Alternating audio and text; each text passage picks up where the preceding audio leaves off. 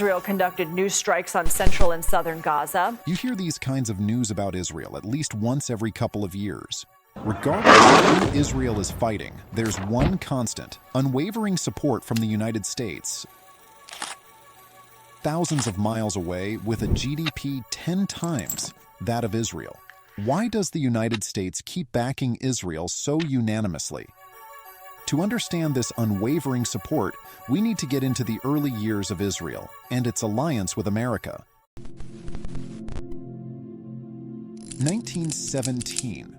British government issued the Balfour Declaration in support of a national home for the Jewish people in Palestine. Then U.S. President Woodrow Wilson endorsed this declaration. In Palestine, Britain used its administrative power under what was called the Mandate over Palestine to advance the Zionist project. The rise of Hitler in Europe and U.S. entry into World War II led American Zionists in 1942 to adopt the Biltmore Program, which called for unrestricted Jewish immigration to Palestine and turning the territory into a Jewish state. The revelation of the full-scale Nazi atrocities in Europe boosted U.S. support for Zionism, effectively shifting the center of political Zionism from London to Washington.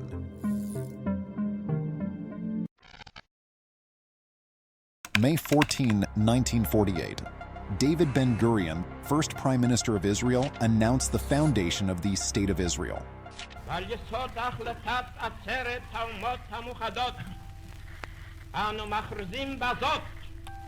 על הקמת מדינה יהודית בארץ ישראל, היא מדינת ישראל.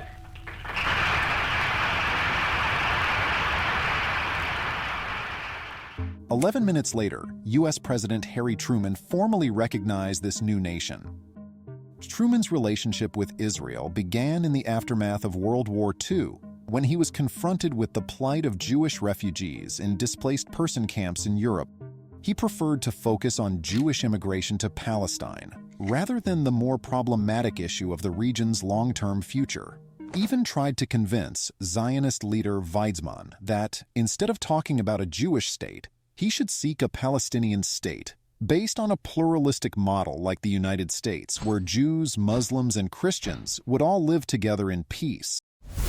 Before the partition vote, Truman received a long memorandum from two State Department officials arguing that disputed Palestine should be placed under exclusive Arab control.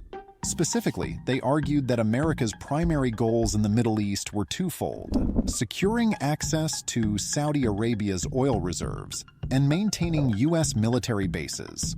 He also endorsed the recommendations of Anglo-American Committee, which supported Jewish immigration, but opposed the idea either of a Jewish or Palestinian-dominated state. When this plan and two subsequent ones failed, Truman accepted reality and embraced partition of Palestine as the only solution. 1956, Suez Crisis. To understand this, you need to understand the importance of Suez Canal. It's an artificial sea-level waterway in Egypt, connecting the Mediterranean Sea to Red Sea. This canal, which spans 120 miles, serves as a crucial trade route between Europe and Asia. It reduces the journey distance from the Arabian Sea to London by approximately 5,500 miles. Today, about 30% of all global container traffic moves through this canal. Back to Suez Crisis. Then Egyptian President Gamal Nasser nationalized the Suez Canal, which had been owned by the Suez Canal Company, controlled by French and British interests. It escalated when Britain, France, and Israel, seeking to regain control of the Suez Canal, invaded Egypt. President Eisenhower strongly opposed the invasion of Egypt. He believed that acquiescing to the attack on Egypt could lead to a backlash in the Arab world, potentially pushing Arab nations towards the Soviet Union. To stop it, Eisenhower sought to impose economic sanctions on Israel until it fully withdrew from Egyptian territory, emphasizing the importance of upholding international law and preventing further escalation of the conflict. Despite this tension, Eisenhower maintained contacts with American Jewish leaders and sought to ensure Israel's security. The U.S. supported Israel's right to free passage through the Gulf of Aqaba and worked to secure a UN resolution to that effect. While Eisenhower's approach was more cautious and less publicly supportive than Truman's, he remained committed to Israel's existence and survival.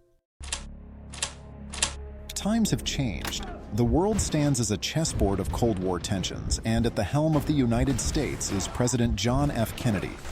He inherits a Middle East policy marked by mistrust of a skittish Israel and strained relations with Egypt. But Kennedy is no mere spectator. He aims to rewrite the script. Kennedy's first major move is bold. He ends the arms embargo enforced by previous presidents, allowing the first major arms sale to Israel, the Mayim-23 Hawk missiles. This decision is driven by his recognition of regional developments and his belief in the necessity of supporting Israel's security needs. The Hawk missile sale is part of a broader shift in U.S. policy towards Israel.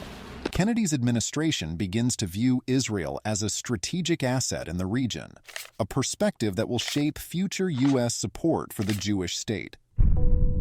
Despite this growing support, Kennedy faces challenges regarding Israel's nuclear program.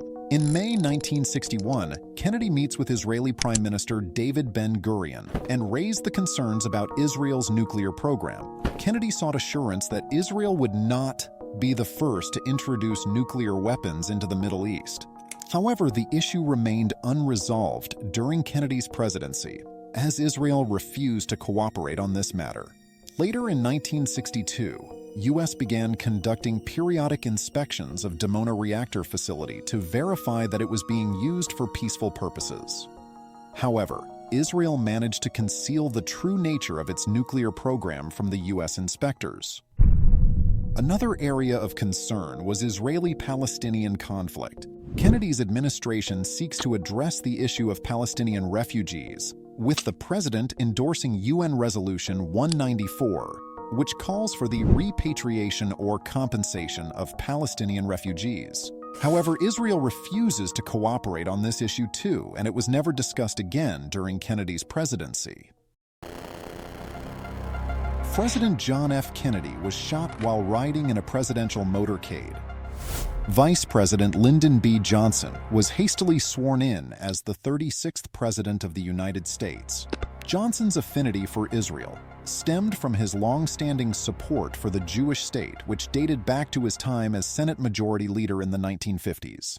He has consistently opposed UN sanctions against Israel during the 1957 Gaza crisis, and even proposed U.S. military aid for Tel Aviv in 1959. By the early 1960s, Johnson had become a trusted ally of the pro-Israel lobby in Washington, with AIPAC's C. Kennan recalling that the future president was counted among the lobby's most loyal supporters. He was deeply impressed by Israel's rapid economic and social development, which he viewed as a model for the developing world. Strategically, Johnson saw Israel as a valuable ally in the Cold War struggle against Soviet influence in the Middle East. He believed a strong Israel could serve as a bulwark against Arab radicalism and help counter the spread of communism in the region. In the early years of his presidency, Johnson sought to balance his support for Israel with a desire to maintain good relations with the Arab world. He continued Kennedy's policy of providing economic and military aid to Israel, while also attempting to broker a peace settlement between the two sides. However, as tensions escalated in the region, Johnson increasingly tilted towards Israel. The turning point came in June 1967, when Israel launched a preemptive strike against Egypt, Syria, and Jordan in what became known as the Six-Day War. Despite initial U.S. calls for restraint, Johnson ultimately backed Israel's actions, providing crucial diplomatic and military support.